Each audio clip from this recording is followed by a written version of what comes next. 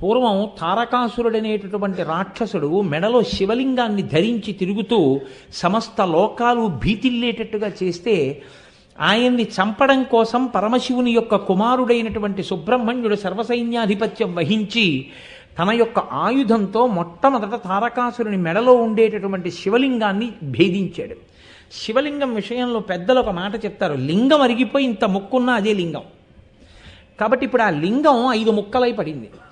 5 ముక్కలు ఎక్కడ పడ్డాయో అక్కడ 5 ఆరామములు వచ్చాయి. అవే సామర్లకోటలో భీమారామము, ఆ తర్వాత తూర్పుగోదావరి జిల్లాలోదే దక్షారామము, పశ్చిమ గోదావరి జిల్లాలో క్షీరారామము, ఆ తర్వాత అక్కడే ఉన్నటువంటిది ఆ గునుపూడి భీమవరంలో ఉన్నటువంటి ఒక ఆరామము, ఆ తర్వాత పాలకొల్లులో ఉన్నటువంటిది గునుపూడి భీమవరంలో ఉన్నటువంటిది, అమరావతిలో ఉన్నటువంటి అమరారామము గుంటూరు జిల్లా. ఈ 5 లింగముల యొక్క ముక్కలు పడిన చోట 5 ఆరామములు